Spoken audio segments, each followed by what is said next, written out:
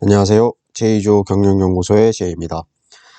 오늘은 구글에서 문제를 해결하는 방법인 포스트모템에 대해 알아봄으로써 실패에 대한 정의를 다시 내려볼까 합니다. 제가 불경기 매출 10배 올리는 5가지 방법 영상과 직방의 마케팅 방법론 영상에서 말씀드린 것처럼 사실 실패보다 더 안 좋은 것은 아무것도 하지 않는 것이며 오히려 실패는 권장해야 할 사항이기도 합니다. 또한 우리가 많이 알고 있는 실패는 성공의 어머니라는 격언도 이 영상을 보시고 나면 이제 그저 그런 인생의 교훈이 아니라 자신의 삶에 직접 적용시킬 수 있는 실질적인 철학처럼 다가올 것입니다. 일단 먼저 포스트모템이 무엇인지 또 어떻게 하는 것인지 간단하게 알아보도록 하겠습니다. 제가 지금부터 말씀드릴 내용은 실제로 구글에서 공개한 포스트모템에 관한 내용을 이해를 돕기 위해 축약한 것입니다. 실제로 구글이 하는 포스트모템은 이보다 더욱 전문적이라는 것을 미리 말씀드립니다.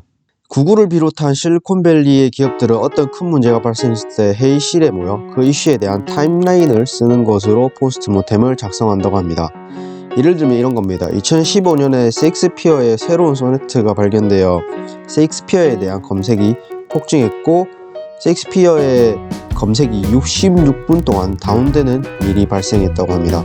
이런 상황에서 이렇게 타임라인을 써가며 일을 시작하는 겁니다. 다시 한번 말씀드리지만 제가 지금 보여드린 예시는 아주 생략이 많이 되어 있는 상태입니다.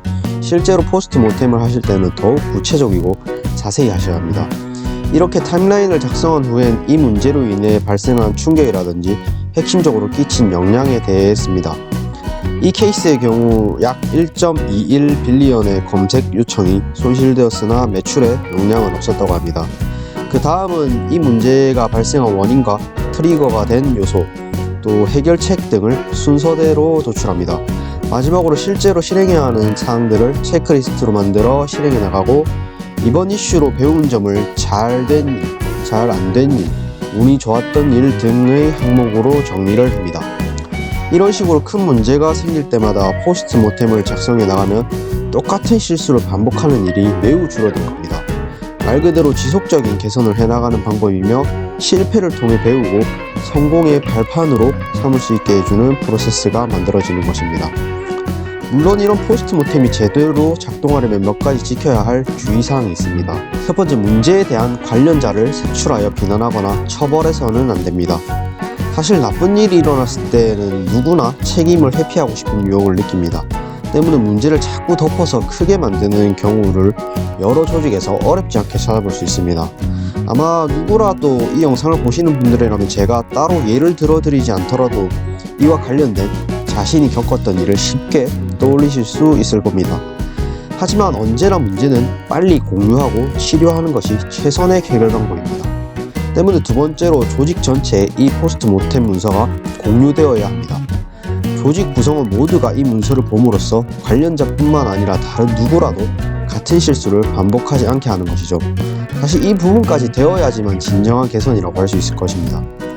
마지막으로 근본적인 문제의 원인을 제거해야 합니다. 단순히 이번에 문제를 해결했다고 해서 끝난 것이 아닙니다. 근본 원인을 제거하지 않으면 그 문제는 언제라도 다시 발생할 수 있습니다. 제가 각 기업에서 발생한 문제들에 대한 근본적인 해결책을 이 자리에서 바로 제시할 수는 없지만 한 가지 많은 사람들이 착각하는 사항을 말씀드리자면 보통 어떤 문제가 발생했을 때 그 문제의 관련자의 업무 능력이라든지 성격을 탓하거나 바꾸려 하는데 사실 이는 제대로 된 해결책이 아닙니다. 물론 그 일을 한 사람이 정말로 그 일에 안 맞는 경우가 있을 수 있습니다. 하지만 이런 경우는 그 직원을 해고하거나 다른 부서로 재배치하는 것이 해결책이지 그 직원의 성격이나 능력을 탓해서는 답이 없습니다. 제가 시스템에 관한 영상에서 말씀드린 것처럼 근본적인 문제 해결은 대부분 시스템을 바꾸는 데서 시작을 해야 합니다. 외발 자전거를 타고 배달을 하는 피자 배달부가 자꾸 늦거나 피자를 없는 경우 배달부의 잘못보다는 외발 자전거를 타고 배달을 해야만 하는 시스템의 문제라고 보는 것이 맞을 겁니다. 때문에 잦은 실수가 발생하는 경우 체크리스트를 만들어 모든 항목이 제대로 체크가 되어야지만 다음 단계로 넘어갈 수 있게 한다든지 관련자들이 서로 크로스 체크를 해서 결제가 있어야지만 일을 진행할 수 있다든지 또 가능하다면 관련 설비 또는 소프트웨어를 업그레이드 시킨다든지 하는 적극적인 개선 사항에 대해서도 검토해봐야 할 것입니다. 이렇게 제대로 된 포스트 모템 작성은 기업에게 아주 큰 성장을 가져다 줍니다. 저의 린스타트업과 애자일 방식 영상을 비롯해 여러 영상에서 계속 말씀드리지만 많이 시도하고 지속적인 개선을 통해 핵심 역량을 갖춰나가는 것이 많은 성공한 기업들이 가진 특징이자 빠르게 성장할 수 있는 효과적인 방법이라고 생각합니다.